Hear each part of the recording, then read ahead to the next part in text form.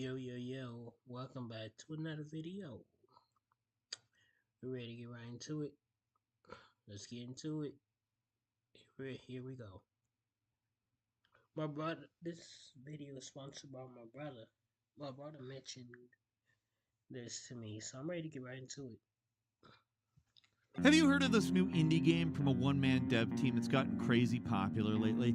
It absolutely blew up on streams. It's got over 50,000 reviews on Steam, and it's only been out a little more than a week. That's, for context, 5 times more than the recent Indiana Jones game After Months. Like, it's more than most games ever get. This thing is an absolute monster. And the game I'm talking about is, of course, Schedule 1. Named after the DEA classification for drugs of no currently accepted medical use, Schedule 1 is a drug-dealing game. That might sound like pure streamer bait. The types of games that get a lot of play on popular streamer channels, get a lot of attention, then disappear after a week. But Schedule 1's something different. It's got a funny premise, sure, but while it's definitely a drugs equals funny middle schooler would find it hilarious type game, it's not just some slapped together joke. It's got a lot of real thought put into it. Hi folks, it's Falcon, and today on Game Ranks, let's talk about Schedule 1. So this game takes the basic idea that goes all the way back to Drug Wars, the game we all had on our TI-86 calculators back in the day,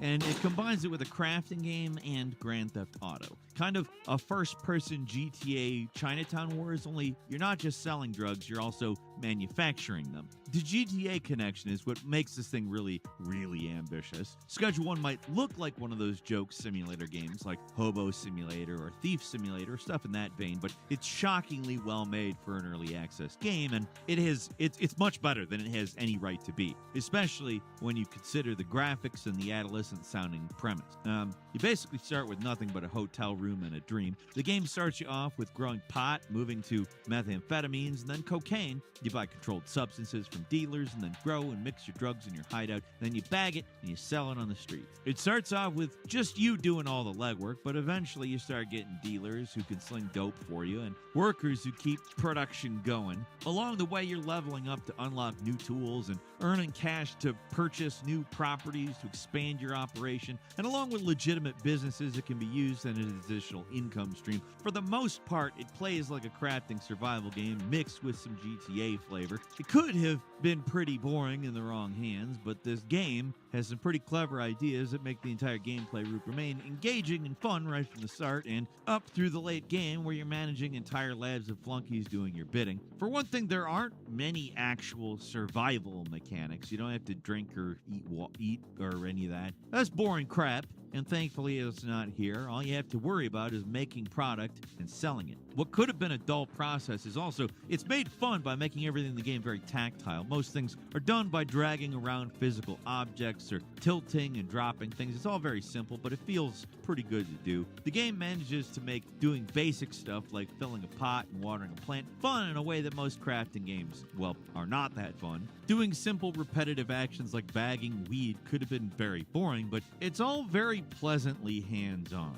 Everything requires a personal touch that keeps you engaged, but is crucially always pretty quick and easy to do. Nothing's overly complex, and honestly, it could be frustrating or annoying if it was, but it's always over pretty quickly. The main source of tension, at least early in the game, is just keeping all your plates spinning. The most basic drug you sell is weed, which makes the game feel very 2000s now for obvious reasons, but kind of in a charming way. In general, the atmosphere is very GTA 3 by way of Rick and Morty. The NPCs are goofy looking, there's dumb graffiti, cringeworthy jokes hidden in the street signs, business advertisements everywhere that, you know what early GTA business, well, really all GTA business advertisements are like, not just the early ones. But the actual story and how it all plays out, it's pretty straightforward. It doesn't try to be too funny and just sort of lets things play out, and that is very much to the game's benefit. Everything's a little exaggerated owing to the cartoonish characters, and while the graphics aren't going to blow everyone away, they're honestly more consistent and solid than you often get with these one-man indie games. Schedule 1 looks pretty decent when you're wandering around the open world. Like, it's a lot better than it has any right to be clear. Getting back to the core gameplay loop, the tension comes from how you're always on a time limit. Each day only lasts so long, and there's a curfew that starts at 9 p.m., so you have that to worry about, and Then you got buyers who want to meet you all over town who call you with what they want, and then you schedule a certain block of the day to meet them. So it's time limits on top of more time limits, and if you're quick, you get a cash bonus for fast deals. It can be a lot to keep track of.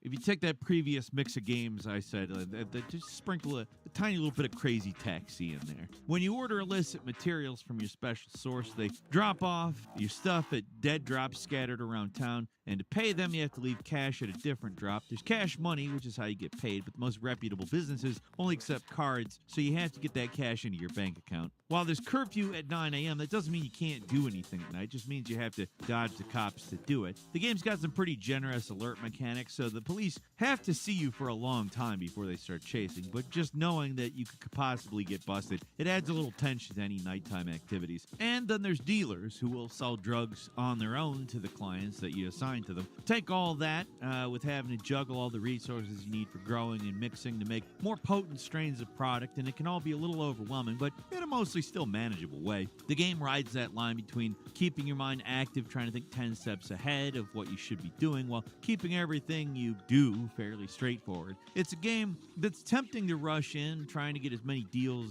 done in a day as possible, but you can also take things as slow as you want. There's weekly expenses that you need to keep on top of, but otherwise it's a pretty easygoing game that, you don't have to try and maximize your time during the day. The mechanics of selling drugs, they're really well done here too. People call you, they say how much they want and for how much. You provide a counter offer and set a time to meet them. As the game goes on, different clients have different wants and needs. They all want certain effects from certain strains. You don't give them what they want. They might even attack you, so you got to do that. When it comes to the actual manufacturing, there's a lot of smart decisions to be making. I like how you store stuff on shelves and everything's actually physically stored on them so you can tell what's on them at a glance. Most crafting games still rely on chests that you have to tediously cycle through to find all the stuff you want. So just being able to look at something and immediately know if you have what you need, that's such a simple and smart innovation, and I really like it. It being a drug dealing game, police are obviously going to be a problem, but this is another aspect that's surprisingly clever and well done. I love the strip search mechanic.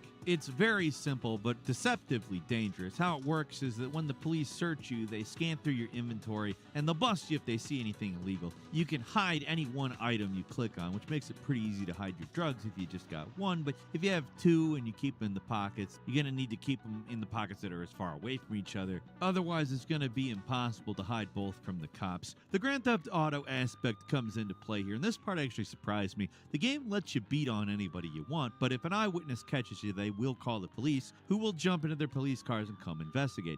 They'll just chase you normally, but if you resist, they'll whip out tasers and eventually switch to deadly force and shoot you with a gun if you fight back too hard, and they'll kill you if you're not careful. You do get weapons and firearms too, and while the arsenal's pretty limited, it is a lot of fun to go on an old-fashioned rampage through town. With melee weapons, you can knock people out and pick them up and throw them around like a rag doll, but guns actually will kill people, which could be a problem considering most of the people around town are your clients. Another impressive aspect of the game is the NPC scheduling. Every person in town is an individual character who wakes up in the morning, goes to work, and then goes home at night. It's pretty impressive. Like, at first, when I set up the deal with some guy in a back alley, I thought it was the wrong place, but no, the guy just had to physically walk over to the alley before the deal could happen. Might sound not that impressive in isolation, but you just don't see this sort of thing in indie games that much.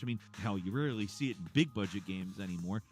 The amount of content isn't that much at the moment, but there's a lot more to do in this game than you'd think. There's cars to drive, you can buy a skateboard to ride around town, there's shops to buy clothes, you can get a haircut, wander around, pick up trash for cash. It's a small but dense map that shows a lot of promise even in early access. The skateboarding also actually physics-based. Holding forward makes you use one leg to speed up, but if you're not pressing anything, then you just move based on momentum. There aren't any tricks, making the skate park that's in the game pretty useless currently, but just getting around on the skateboard feels better than you'd think in a game like this. It's just one of many surprising things you'll find in Schedule 1. The entire gameplay loop is essentially here already, even if there aren't that many drugs to make yet. You can hire dealers and workers, build a super lab, get into shootouts with rival gangs. Everything that needs to be in the game is here. It's just that it needs more to flesh everything out. Schedule 1 is a game that is swinging way above its weight class, and let me reiterate, this game is by one guy, and that is amazing. If they manage to stick with it and keep the updates coming for, I don't know, like 2 or so years, years of early access, this could really be something special. The art and overall graphic design make it pretty clear this is done by an amateur, but the actual game design is perfect, and it's surprisingly complete feeling and bug-free for a one-person game that's so early in development. The simplistic art and dumb humor feel just right for a game like this. The entire thing comes together to give this mid-2000s 13-year-old boy energy that's kind of cringy, but also really endearing. It's a game that it's better than it has any right to be. The Steam reviews are not memeing. I mean, a lot of it is memeing, but the thing is, it's actually good. So what do you think? Leave us a comment. Let us know. If you like this video, click like. If you're not subscribed, now's a great time to do so. All right, we're out of here.